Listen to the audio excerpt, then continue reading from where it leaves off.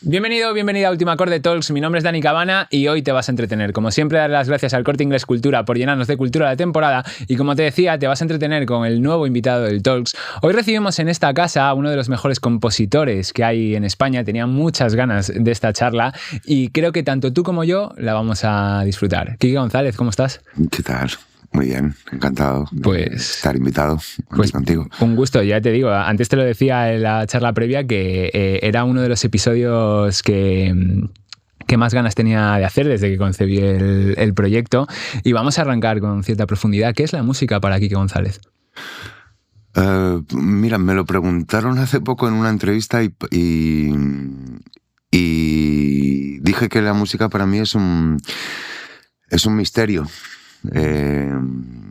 Bueno, abarca muchos misterios, ¿no? Porque es un arte tan abstracto también, ¿no? Y tan que no lo puedes tocar, ¿no? Está ahí en el aire. Entonces, también es un misterio cómo aparecen canciones, ¿no? Sí, y cómo desaparecen también, ¿no? Y cómo aparece y desaparece la inspiración. Y bueno, por supuesto es un sueño para mí también, ¿no? Y también es un oficio maravilloso también. Y a la vez es una trituradora. Sí, ¿no? Sí. O sea, es el mundo de la música en general, y es una cosa que a mí me gusta mucho comentar con todos los invitadas que han venido, es muy absorbente, ¿no? Sí, es muy absorbente porque es algo muy obsesivo también, ¿no? Supongo que les pasa también a los escritores, ¿no? Y es algo que llena tu cabeza, o gran parte de tu cabeza, de todos los días, a todas horas, ¿no? Como ejecutante y como oyente también en mi caso. Sí, es algo a lo que tienes que dedicar mucho tiempo, ¿no? Si te gusta de verdad y si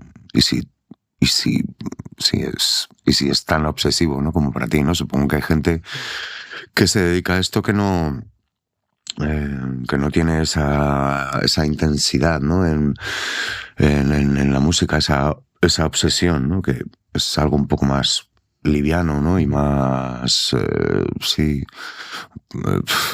se puede apartar un poco más de ello, pero en mi caso y en el caso también de la gente con la que hago música, no es así. Todos tenemos así un toque un poco obsesivo con la música, insisto, como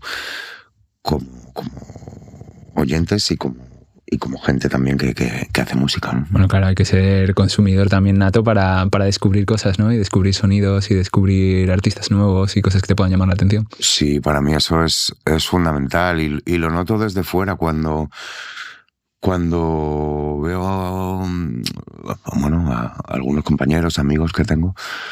Creo que soy capaz de percibir si están escuchando música, si de repente se están despegando, si llevan 20 años escuchando a los mismos artistas. Me pasa cuando escucho un disco que de repente encuentro esa referencia, o sea, me suele pasar. Sí, todos nos nutrimos de... Bueno, es que para mí es fundamental, no solo escuchar música, también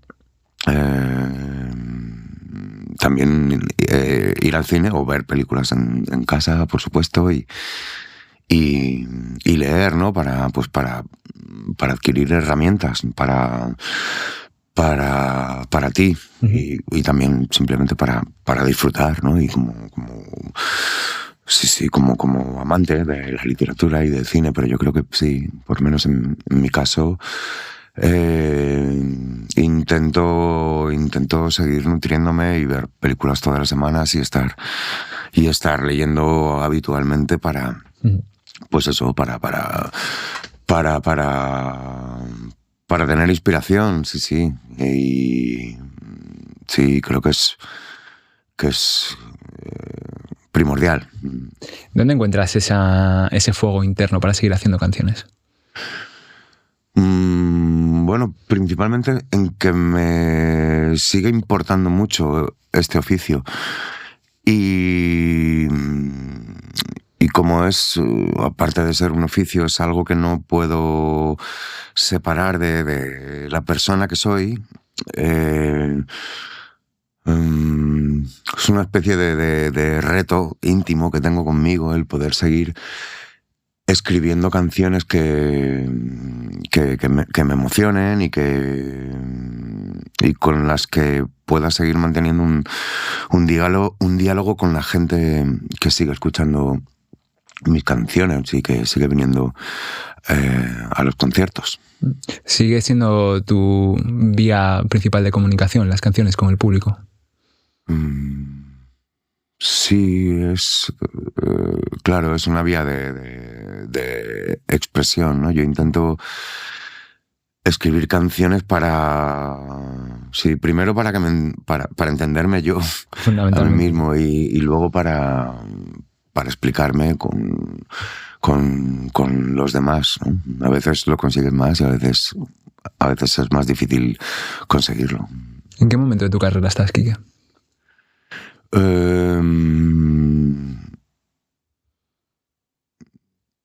Bueno, me considero un privilegiado. Como hablábamos antes, ¿no? Bueno, te decía que la música es una trituradora, pero realmente lo que es una trituradora es la industria de la música, ¿no? Entonces, para mí llevar 30 años desde que me subí la primera vez a un escenario a tocar con la primera banda que tuve, poder seguir haciéndolo de una forma digna es un privilegio, un regalo de la vida. Entonces me siento bien con eso. Como tampoco he estado nunca de moda, pero siempre he estado un poco, ¿sabes? Ahí no he parado de hacer canciones ni discos y no he tenido ni grandes subidones ni grandes bajones. Entonces, ya te digo, poder seguir manteniéndome y manteniendo la ilusión también por hacerlo es razón suficiente para pensar que estoy en un buen momento, ¿no?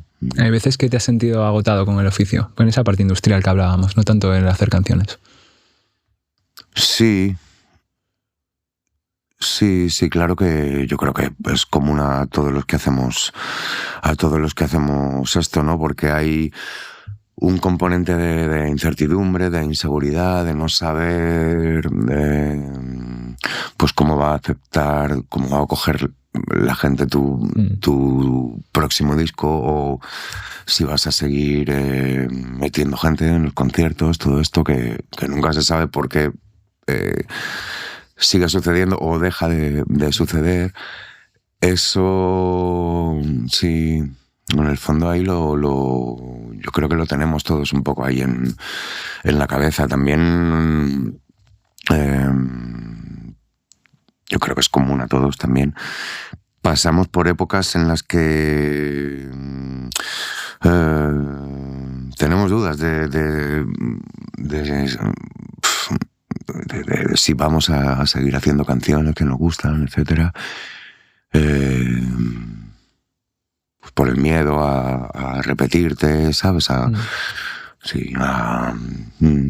El miedo a cambiar demasiado también. Claro, todo esto. Que no te entiendan, ¿no? Si haces un cambio demasiado agresivo. ¿Y crees que siempre ha habido negocio, ¿no? En el oficio? Creo que es parte intrínseca al haber dinero de por medio, ¿no? Y una industria que hablábamos, pero ¿crees que en los últimos años se ha mercantilizado más? Sí, porque como vivimos en la cultura de la inmediatez, cada vez yo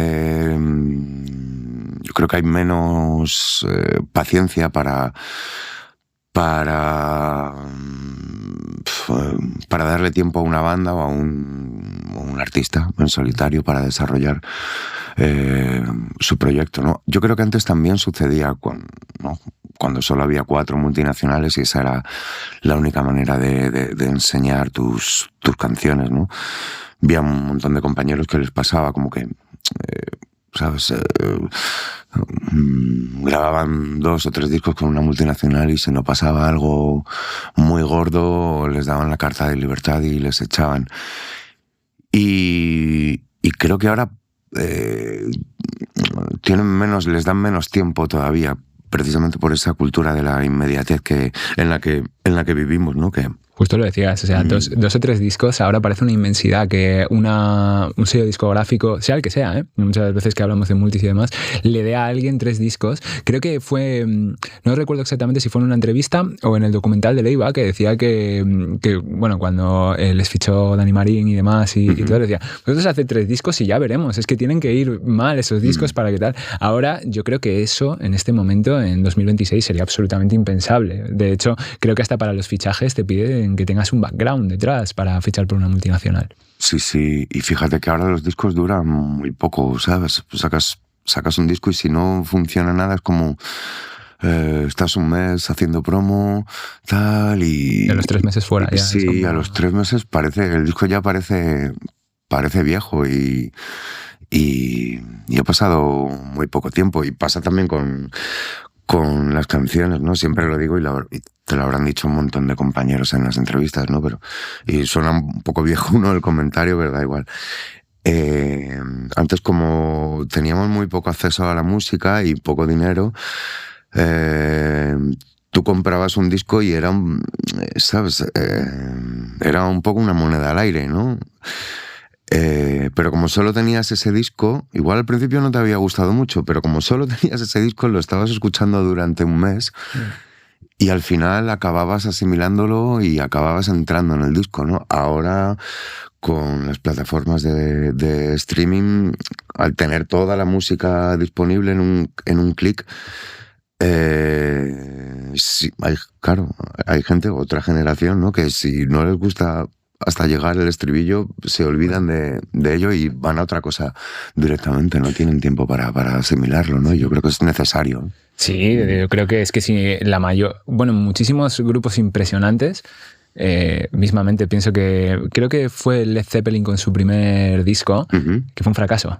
Sí. Y claro, en los tiempos en los que corren ahora, Led Zeppelin no habría seguido sacando discos porque os habrían disuelto y demás. Y reflexionaba Santiago Motorizado, el Mato, que vino aquí, y me gustaba también su perspectiva desde un artista de una cultura tan maravillosa como Argentina, que claro, ellos conciben la música todavía como un pequeño tesoro, ¿no? O sea, sí que es cierto que tenía la misma paranoia que podemos tener todos de lo de las plataformas, pero antes es verdad que cuando tú te comprabas el CD para meter en el cassette o incluso el vinilo y demás, hasta se reunías a tus colegas para decir, bueno, no sabes lo que tengo aquí ahora. Era como un pequeño tesoro que yo creo que ahora ese tesoro ha perdido cierto valor, porque incluso cuando todos pensábamos que el disco de Rosalía era casi una epopeya en vez de un disco, ya ha perdido cierta vigencia y en el sentido de estar trendy o que pensaban que iba a cambiar la cultura, o incluso Quique, yo me gusta mucho Dua Lipa y el último disco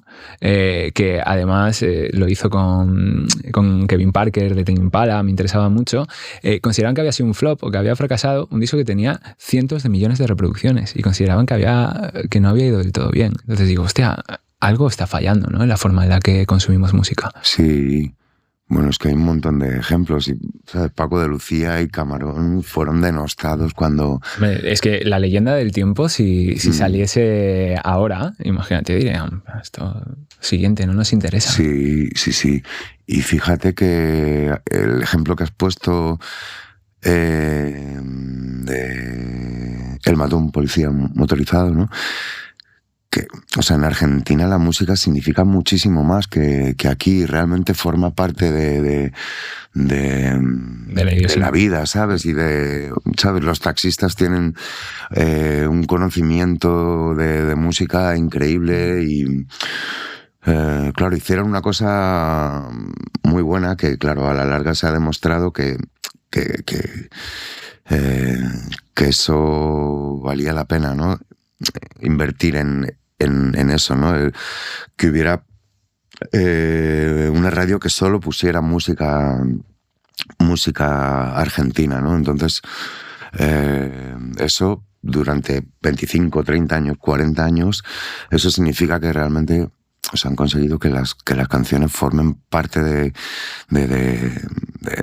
sí, eso, de la personalidad, vida, de la cultura, de la personalidad. La gente... de la idiosincrasia del país, ¿no? Del propio país, sí. Pero nosotros con la cultura tan rica y maravillosa que tenemos, ya, bueno, si me pongo en el arte, en la poesía, en todo, pero por centrarnos un poco en la música, ¿por qué no hacemos más apología de las maravillosas artistas que tenemos? Tenemos, mismamente has mencionado a Camarón o Paco de Lucía, que son patrimonio mundial de la música, y es como que aquí nos cuesta un poco reivindicar lo propio. Nos cuesta mucho, sí. No sé a qué es debido, pero bueno, es una cosa que tiene que ver con la educación, yo creo, y con la idea de cultura que tiene un país, etcétera. O sea, en Argentina Charly García es un personaje comparable a Diego Armando Maradona, ¿sabes? Sí, de hecho tienen una charla juntos cuando Maradona hacía el late night allí en Argentina, que claro, o sea, les recibían como Madre del Santísimo Rosario. Y aquí, sí. Y aquí tenemos artistas de la altura de... Bueno, seguramente Sabina sea más reivindicado, o sea, él vaya por Buenos Aires y sea imposible que vaya por ningún lado porque le veneran. Sin duda. Y aquí cuesta más reivindicar o a Joan Manuel Serrat, o bueno, podemos estar aquí tirando ejemplos de cantautores y compositores maravillosos que tenemos, y aquí cuesta. Sí. Es una cosa que me da rabia. A mí también. Pero ya te digo, yo creo que tiene que ver con nuestra educación cultural, sentimental, etc. Bueno, eso está este podcast, querido, para reivindicar esas figuras. Vamos a por 1973. Claro, lo que quieras. En este disco, que ya como te comenté antes y que no sirva para hacer la pelota, yo he sido muy seguidor de tu carrera y de tus discos, y sí que es cierto que en 1973 noto sobre todo los textos, que ya te voy avisando que soy muy friki de los textos, veo que hay como una especie de ejercicio de introspección, de mirar hacia adentro, ¿no, Quique? Yo creo que viene de lejos eso. Siempre me han gustado las canciones intimistas, como te comentaba antes también. Escribo canciones para explicarme, a mí también, ¿no? Creo que en este disco también hay un equilibrio poco más natural, de canciones más narrativas y otras canciones un poco más, no sé, más crípticas o más intimistas en cuanto a las letras, ¿no? Un poco menos oscuras, pero sí, me gusta hacer canciones así, o últimamente escribo más canciones así, y supongo que tiene que ver también con que las canciones que escucho de otros artistas y que me gustan, y los artistas de quien soy fan también tienen también tienen ese filo ahí, ¿no? Que siguen.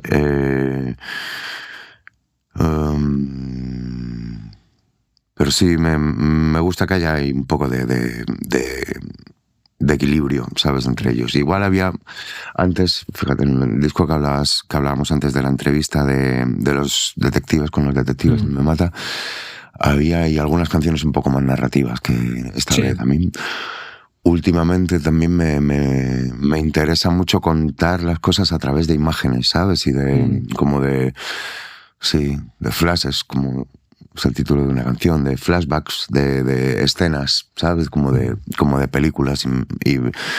Y me gusta también en el sentido de que también lo que hablábamos antes, ¿no? Que la música y las canciones sean un misterio, ¿no?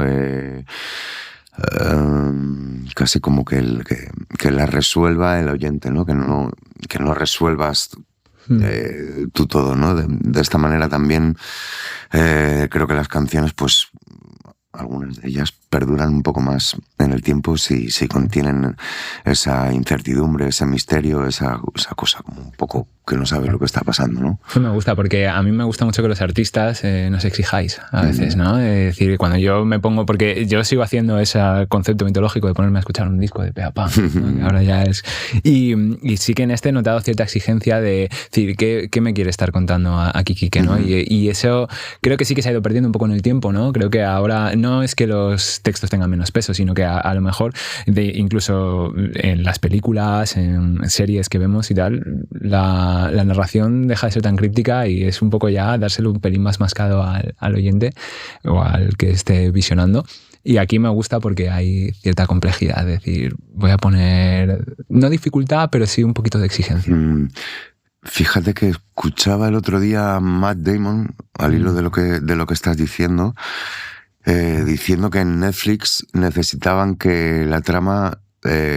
insistir en ¿sabes? En la explicación de la trama durante 4 veces en cada episodio. Por contrato. Sí. Porque la gente, claro, como ha cambiado tanto los hábitos de consumo, porque antes tú ibas al cine y verías inconcebible ver el teléfono. Ahora yo los veo, que yo voy mucho al cine y veo mucha pantallita de vez en cuando. Pero claro, o sea, como los hábitos de consumo han cambiado y la gente está con el móvil viendo una serie o una peli, es muy normal que se pierdan arcos narrativos. Y eso, claro, tú imagínate que en un contrato con un sello discográfico te digan tienes que repetir el estribillo 4 veces para que la gente se entere de qué va la canción. Digo, hostia puta. Sí. Pero lo peor de todo es la explicación de eso, que en el fondo la explicación de esto es que Netflix piensa que la gente es gilipollas, ¿sabes? Sí.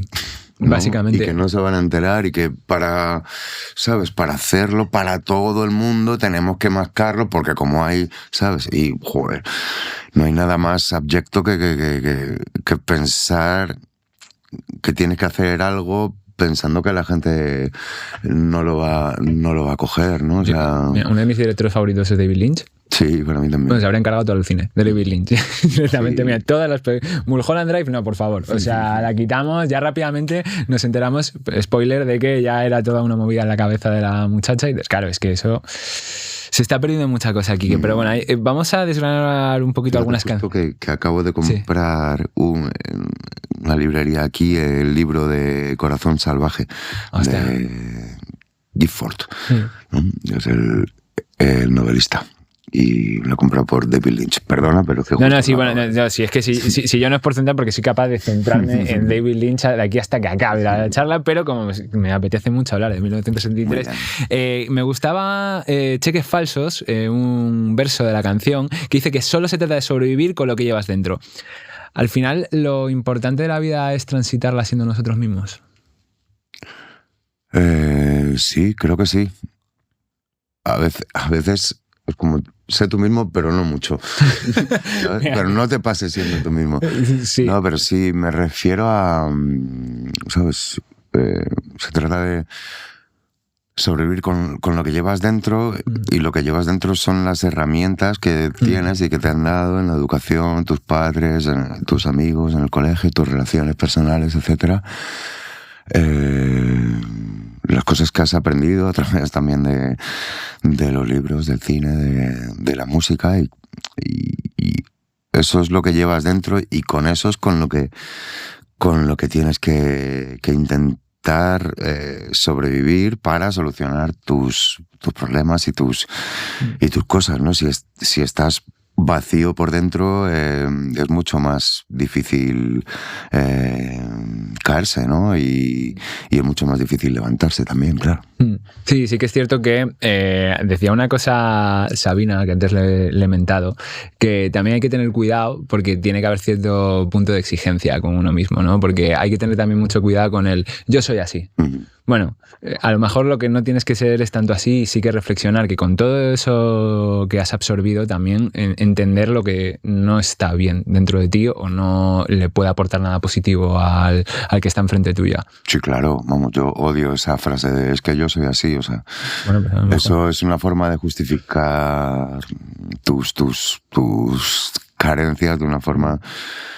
O sea, es una forma muy fácil de evadirte de tus responsabilidades, ¿no? Y la respuesta está clara, ¿no? Pues, ¿no? Tú tienes que ser así pero no todo el rato, no en todas las situaciones, porque entonces eso es apelar al individualismo más salvaje, ¿no? Y más sí, más egoísta, ¿no? ¿Somos más individualistas ahora aquí? Pues sin duda, claro. Vivimos en la cultura del individualismo. Lo colectivo está muchas veces estigmatizado en general, pero vamos, lo ves en los líderes mundiales, ¿no? Son unos narcisistas de manual, ¿no? Y entonces, claro, el hecho de pensar más en lo individual que en lo colectivo dice muy poco de nosotros como sociedad ahora mismo, ¿no? Y de hecho yo creo que no funciona así. Yo creo que, por lo menos en mi caso, intento que sea así, porque de una manera egoísta pienso que cuanto mejor esté mi entorno, mi equipo, mi banda, mi familia, mi gente, yo me voy a sentir mejor, ¿no? Eso es indudable, no se nos puede olvidar eso, ¿no? Sí, creo que vivimos en el mirar, cuidar de tu culo simplemente, o fundamentalmente al que esté al lado que le zurzan, ¿sabes? Porque lo importante es que yo esté bien y que yo esté bien y todo esto. Yo creo que en lo colectivo también en el bien colectivo hay una mejora individual también, ¿no? Absolutamente. A mí siempre, yo he detestado siempre mientras a mí me vaya bien, siempre lo he detestado. Sí, ¿sabes? Es que a partir de ahí no se puede hacer nada. No, porque realmente le puedes dar la razón a esa persona, ¿vale? Sí. Perfecto, si es tu forma de vivir, pero al final yo siempre pienso que el tiempo que vivamos, desde los 0 hasta los 100 años, pon el punto en el que el reloj se pare, el legado que tienes que dejar, porque muchas veces pensamos que el legado son los discos, las canciones, los programas que yo pueda dejar y demás, y el legado es cómo te recuerda la gente, el bien y normalmente la gente que te va a recordar es la gente que te ha querido en la vida, y dejar que tu legado sea no, pero es que curraba muy bien, hacía muy bien las cosas, es un legado un poco banal y triste. Sí, claro, si piensas por lo menos haber dejado una buena huella, ¿no? En tu vida, cuando no estés, una buena huella se deja a través de los demás también, de lo que has hecho por los demás, ¿no? Porque ellos son los que te van a recordar. Si solo has trabajado para ti, si solo te ha interesado tu movida y cómo estabas y tu trabajo, el dinero que ganabas, etcétera, pues solo vas a dejar una huella mínima, ínfima, que no va a ser capaz de apreciar nadie porque no has hecho nada por los demás, ¿no? Entre preguntas sencillas, hay una metáfora que me gusta mucho, que es de los hombres convirtiéndose en bloques de hielo. ¿Crees que al ser humano ahora le está faltando más espíritu? Ya somos prácticamente lo que bien decías en la metáfora, bloques de hielo. Supongo que sí, que tiene que ver con eso, ¿no? Con perder la capacidad de conmovernos, ¿sabes? De sentir profundamente las cosas, ¿no? Es una cosa que yo sí que veo. Yo creo que debido a la presión que recibimos todos, estamos en un entorno cada vez más presionante en general, ya no solo de crispación, que es como muy fácil llevárselo ahí, sino en general, desde la persona que se levanta a currar por la mañana hasta que se acuesta, vive en un entorno presionado, ¿no? Es casi incluso un mecanismo de defensa lo de convertirnos en bloques de hielo. Sin duda, claro, pero es que también te empuja, el sistema te empuja a eso, porque si una persona tiene que trabajar 10 horas diarias para tener un sueldo con el que ni siquiera le da para pagar la mitad de su alquiler, ¿sabes? Es muy difícil que encuentre tiempo en su día a día para lo que hablábamos antes, para pensar en los demás y para entenderse a sí mismo, ¿no? Porque, claro, su único leitmotiv es seguir trabajando para que todo siga funcionando, para llegar al límite, ¿sabes? De poder pagar el alquiler y poder, no sé, tomarte una cerveza con un amigo. A todos nos pasa. Yo creo que cuando más presionados estamos, no da tiempo a que haya poesía, filosofía en la vida, que muchas veces lo dejamos como que puede sonar pueril o banal, pero a veces es importante, muy importante. Ese tiempo de lo que tú consumas de ocio, incluso tener cierto pensamiento filosófico para pensar, reflexionar, pero también entiendo que es que lo que bien tú decías, Quique, es muy difícil. La necesidad muchas veces se come todo. Sí, claro, es que te imposibilita para conectarte contigo y para pensar en la persona que eres también y en cómo estás actuando, ¿no? ¿Sabes? Te imposibilita también para revisarte, ¿sabes? Lo que estás haciendo bien, lo que estás haciendo mal, etcétera, ¿no? Hay una canción que me ha gustado especialmente del disco, que es De verdad lo siento. Parte de la madurez de una persona es saber decir adiós. Sí, claro. Es que hacer bien eso es fundamental. Saber despedirte bien y cerrar las cosas de una forma civilizada, amistosa, tanto en una relación laboral como en una relación sentimental, como en una relación fraternal también, ¿no? O sea, muy importante para mí dejar las cosas bien, ¿sabes? En la medida de lo posible, ¿no? Eso, claro, no siempre es fácil porque, como decía la canción de Calamaro, todo lo que termina mal, ¿no? Se te iba a hacer esa referencia. Sí, pero... ¿Cuánto de cierto hay en eso? No, yo creo que hay que hacer un esfuerzo, ¿sabes? Si te quedas en eso, no te puedes revisar, no puedes, ¿sabes? La próxima vez que rompas algo, que te despidas de alguien, también lo vas a hacer mal, ¿no? Y hay veces que he reflexionado mucho porque es una de mis canciones favoritas del mundo mundial, que realmente también puede hacer referencia a que terminar mal signifique no volver a hablar a lo mejor con esa persona, ¿sabes? Que muchas veces para que una historia termine no es solo que terminemos a gritos y demás, no, a veces a lo mejor el romper totalmente, ¿no? Puede ser también. Sí, pero claro, cuando se termina algo, no, ¿sabes? Yeah. No significa que, o sea, no significa un fracaso, ¿sabes? A veces significa una apertura, ¿sabes? Y a veces te puede hacer cambiar no sé, tus inquietudes, tus intereses, no sé, te puede dar muchas cosas, pero también incluso si termina mal, es muy importante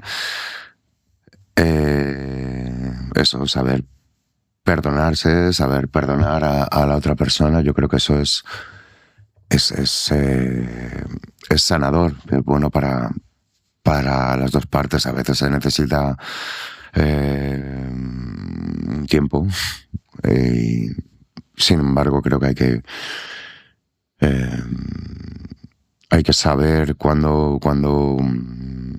hay que saber identificar cuándo lo hiciste mal y sí, tener en cuenta que, bueno, pues eso, revisarte, pensar que tuviste que hacerlo de otra manera, ¿no?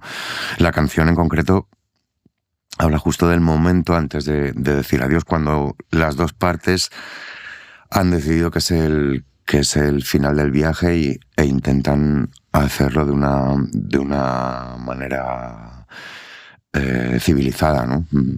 ¿A día de hoy crees que sabes decir adiós? Mucho mejor que antes, sí, mucho mejor que antes. De hecho, mira, te pongo como ejemplo antes cuando tocaba con alguno de los músicos de mi banda o con alguien de mi equipo, ¿no? Y de repente le salía otra gira que para sus condiciones, para su vida, era mejor, etcétera. Yo me lo tomaba siempre como algo personal. ¿sabes? Y bueno, es normal también, o sea, al principio. Tardé mucho tiempo en resolver eso y en no sentirme tan frustrado por eso, no tomármelo como que al irse a tocar con otro artista o con otro grupo, eso no estaba diciendo que yo molaba menos que el otro grupo, ¿sabes? Sino que, ¿sabes? Eso hay que entender la vida de la gente, las condiciones de la gente, hay que saber entender también hasta dónde puedes llegar tú, etcétera, y eso, pese a que, ya te digo, que he tardado mucho tiempo en entenderlo, creo que lo tengo bien puesto en mi cabeza. ¿Cómo ha sido Quique González en el amor?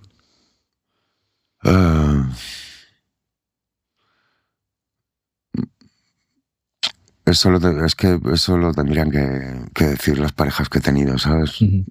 Hablar sobre uno cree que uno cree que ha sido de una forma, pero tendría que estar la otra parte para contrastarlo. No sé, creo que he intentado hacer las cosas bien y he intentado terminar las cosas bien, y en el 99% de las relaciones que he tenido ha sido así. De hecho, me llevo muy bien con mis exparejas y no tengo ningún trauma de, no sé, ni ningún arrepentimiento de, bueno, sí, hombre, siempre puedes hacer las cosas ahí mejor, ¿no? Pero bueno, he intentado no hacer daño a mis parejas a nivel emocional, ni durante el tiempo que estábamos juntos, ni después, ¿no? También he sido una persona que ha vivido solo muchísimo tiempo y que igual estuve, no sé, casi 15 años sin tener pareja estable, y viviendo solo en Cantabria, en mi casa, ¿no? Teniendo, sí, relaciones, amigas, tal, pero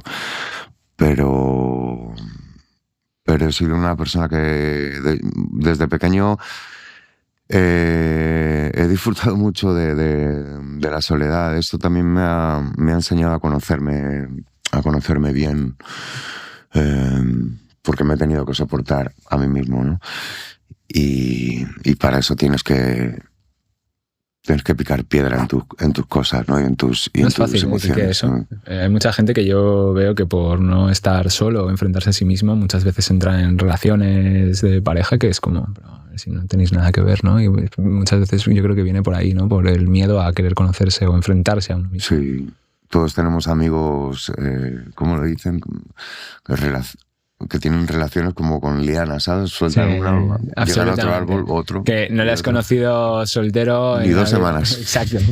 Sí, yo creo que eso es bueno para luego, o sea, bueno estar solo y aprender a estar solo y conocerte para luego tener una relación más sana con otra persona, ¿no? ¿Y de qué te arrepientes? Bueno, unas cuantas cosas. Yo, la gente que no se arrepiente de nada, no me fío nada de ellos, porque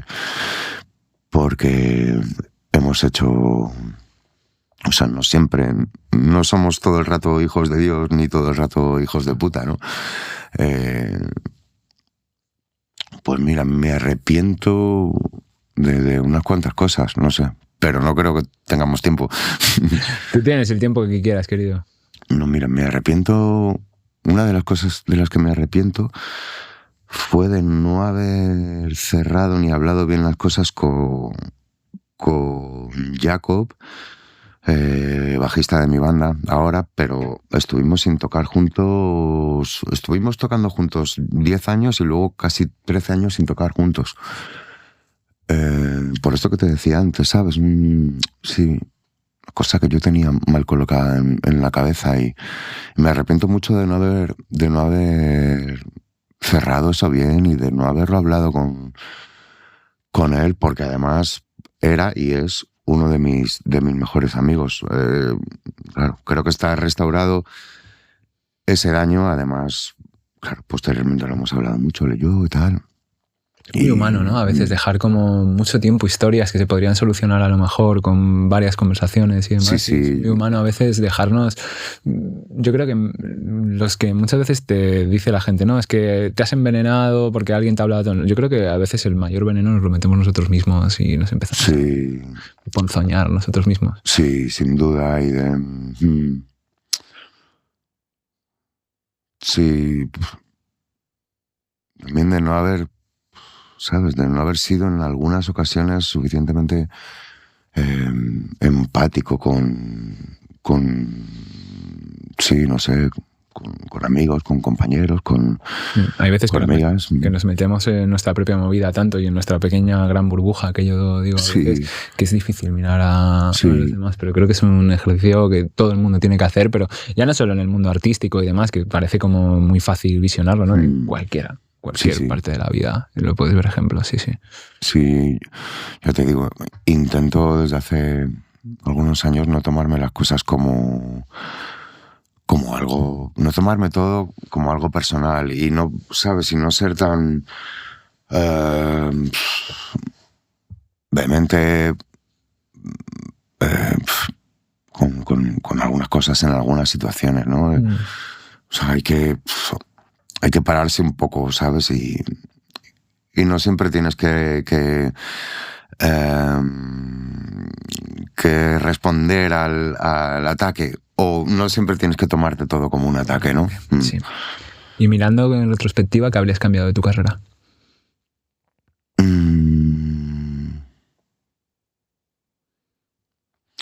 No lo sé, es que sí, sé que se habla de carreras como algo ahí normal, o sea, como un término normal, pero sí, yo muy pocas veces utilizo ese término. En toda mi carrera, tal, no sé, es como...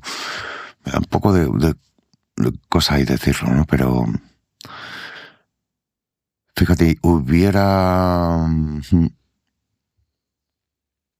Lo que más cambiaría a día de hoy es haber estudiado más, ¿sabes? Y haber estudiado otro instrumento, haber aprendido a producir, ¿sabes? A leer música, por ejemplo, a tocar mejor, a cantar mejor, a dar clases. No haber sido tan autodidacta. Bueno, me ha quitado unas cosas, también me ha dado otras, pero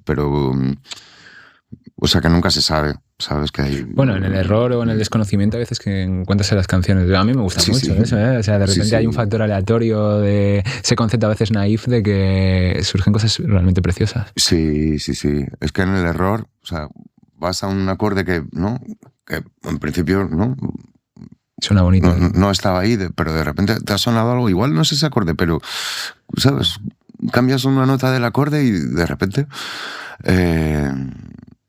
hay una cosa como mágica ahí y que no es que no es lo estándar, ¿sabes? O lo que se supone que tendrías que tocar, y eso te lleva a otros sitios. Yo estoy muy de acuerdo con eso que dices, que el error sí que te lleva allá a otros sitios, sí. ¿Y qué sueño te queda por cumplir?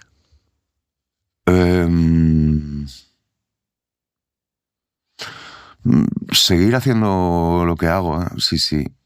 En ese sentido soy bastante, no sé si la palabra es conservador, pero ya te digo, cada vez soy más consciente de la suerte que tengo, ¿sabes? Siempre lo digo, que hay un montón de amigos y compañeros a los que admiro muchísimo, a los que les cuesta mucho meter gente en conciertos y tener una vida estable con su oficio, con su música, o que tienen que tener otros trabajos, ¿no? Me miro mucho más ahí, entonces eso me hace sentir un privilegiado. Miro mucho más hacia abajo que hacia arriba, que hacia la gente que mete más gente que yo, ¿sabes? O que tienen mucho más éxito, si quieres llamarlo así. La palabra éxito es complicada aquí, que yo siempre he pensado que éxito siempre es poder dedicarte a lo que tú quieres. Y eso es una cosa que hay que repetir constantemente porque vivimos en la era de todos enseñamos lo bien que nos va y muchas veces no se ven situaciones intermedias y demás. Pero también, Quique, es a veces imposible compararse, ¿no? Sí, está siempre ahí, claro, porque el mundo de la música parece que somos muchos, pero somos muy pocos, ¿eh? Sí. Y casi nos conocemos todos y en las furgonetas se habla de, ¿sabes? Siempre de otros, ¿no? A veces... ¿Has visto esto? ¿Has visto lo otro? ¿Has escuchado esto? ¿Has escuchado lo otro? Sí, incluso de forma venenosa también. Somos un poco... Sí. Hay toxicidad un poquito, ¿no? Un poco tóxicos a veces, sí. Hay que intentar no serlo y ser como sincero, ¿no? Y estoy de acuerdo en... O sea, que por eso te decía que para mí el éxito y el sueño es seguir, ¿sabes? Haciendo lo que hago. Es más, también lo he dicho algunas veces, o sea, para mí el sueño es saber, el éxito, perdón, es saber que por muy mal que me vaya, voy a poder coger una guitarra acústica e irme a un bar y, ¿sabes? Y ganar 200 o 300 euros, porque por muy mal que me vaya, creo que van a ir a verme 200 personas, ¿sabes? O 100 personas, o 50. Pero bueno, creo que me podría ganar la vida con, ¿sabes? De esa forma me podría seguir ganando la vida de una forma muy digna. Sobre todo es eso, transmitir que este es un oficio como cualquiera, que hay veces que la gente se olvida de que el mundo de la música y el arte en general es un oficio como otro cualquiera y que hay dignidad en practicar el oficio de la forma que se pueda. Y hay veces que, ya te digo, sobre todo lo veo después de la pandemia, que hay un exceso de esta cultura del sold out, la cultura del no sé qué y tal, que el oficio es otra cosa. Sí. Lo más importante siguen siendo las canciones. Sin duda, vamos. Es que sin canciones no vas a ningún lado. No puedes vender nada de eso. Justamente. Me ha llegado una de mis partes favoritas de la entrevista, que es cuando los artistas recomiendan cosas. Entonces, me encanta eso. Entonces, un artista, el que tú quieras, que te gustaría recomendar a la gente.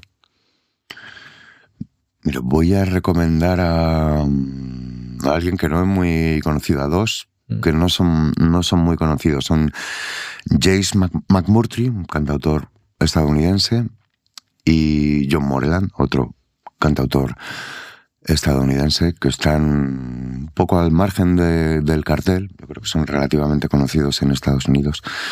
De hecho, James McMurtry es más conocido por ser hijo de quien es, que es un escritor que tiene un Pulitzer y un Nobel, que eso poca gente lo puede decir.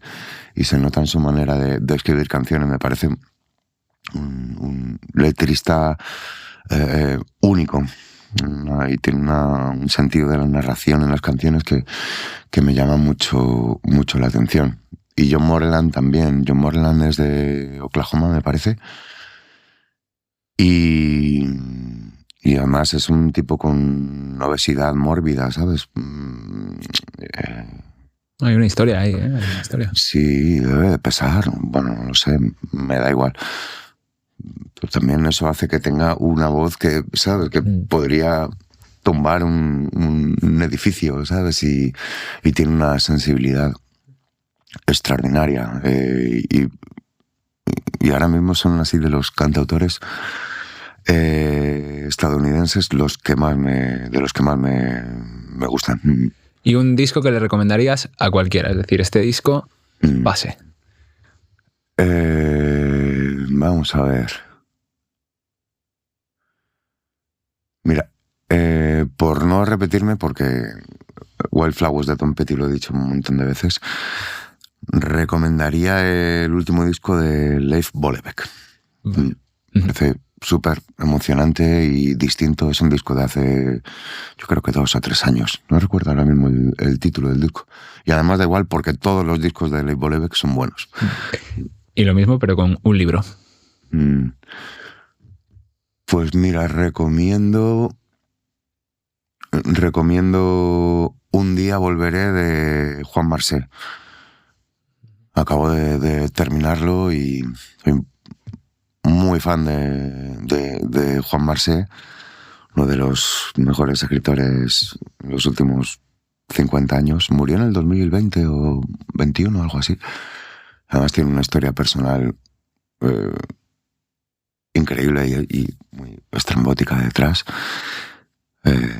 Su novela más famosa, más célebre es Últimas tardes con Teresa, pero esta novela que tampoco, si no tiene la atención que tiene Últimas tardes con Teresa, es una novela increíble que está ambientada en la posguerra y en Cataluña, en el barrio del Guinardó, y tiene unos personajes monumentales y una riqueza en los detalles, en el vocabulario y no sé, es una novela increíble, increíble. Pues Kiki, ha sido una primera cita muy bonita y a mí las primeras citas me gusta cerrarlas con regalos. Así que de la mano del Corte Inglés Cultura voy a pedir que nos traigan uno. Muchas gracias.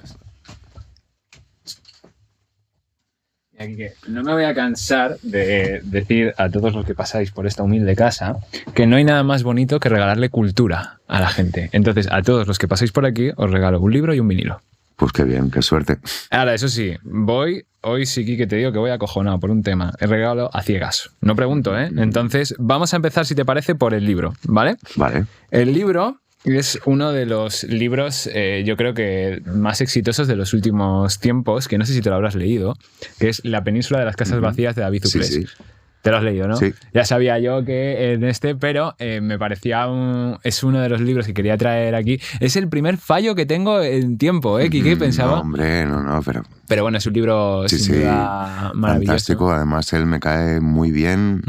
Me encanta que gente así triunfe de verdad y les vaya bien. Se le ve una persona súper sensible y con muchísimo talento y bueno, su éxito habla... El éxito que está teniendo la novela, que ha tenido la novela, habla de lo bueno que es. Vamos a ver si acertamos en este. Creo que tú y yo compartimos cierta afición por ese hombre que tenemos ahí justo aquí. Ya lo creo. Y vengo con un disco que creo que no sé si tendrás o no. No lo tengo. Vamos, porque ya me iba yo aquí desolado, que es de un concierto absolutamente legendario de Bruce Springsteen, que es el No Nukes en el Madison Square Garden. Y aquí lo tienes en versión directo del gran Boss, que si no me equivoco, sale este concierto en la película que acaban de hacer para que la gente se haga un poco idea. Y es uno de los conciertos más icónicos del Boss. Claro, es que además esta es la época de Born to Run, ¿no? Sí, que es una época muy interesante, muy interesante, con mucho... luces y sombras en el Boss. Ya estaba a punto de caer ahí en esa fase, a punto de hacer Nebraska y demás. Creo que pasa a 3 años de justo, estaba ahí una etapa oscura, pero a su vez de máximo éxito. Sí, es que es difícil comprar un disco de los 70 y que no mole. Eso ahí estamos de acuerdo. Sí, joder, pues muchísimas gracias. No lo tengo y me encanta esta época. Esta época de Bruce es de las mejores de todas. Fíjate que yo con Bruce me pasa una cosa que me gusta esta época, y ahora cuando se ha hecho más mayor, ya en los últimos coletazos de su carrera, me está gustando también lo que está haciendo. A mí también, es incuestionable, Springsteen. Y ahora, Quique, lo último que te voy a pedir es que, como todos los compis que han pasado por aquí, me firmes el cuadrito de La música nos salva, que es un lema que tenemos. Así que puedes poner lo que gustes, lo que tú quieras. Muy bien. En el poquito hueco que nos queda ya, puedes poner lo que guste.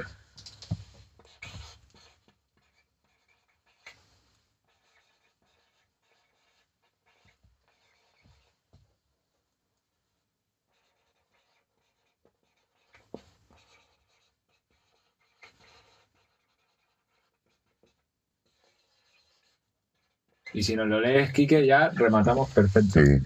Firmo debajo del motivo del programa. Efectivamente. Vale. Es que, bueno, Quique, vamos a despedirnos ya de la Muy gente. bien. Que aquí los cabrones de la moda me dejaron casi sin cuadro, ¿eh? O sea, ahí no, bueno, es que no, pero vino David y dijo, venga, una firma como toda la moda. Pues venga. Vaya, oye, Quique, ha sido un absoluto gustazo. Ha sido. Igualmente. He disfrutado mucho Igualmente. de esta charla, que espero que sea la primera de muchas y que, por supuesto, te deseo lo mejor en esta maravillosa gira y con este precioso 1973. Muy bien, muchísimas gracias. Y a ti, muchísimas gracias por ver el episodio. Nos vemos en el próximo Talks. Salud.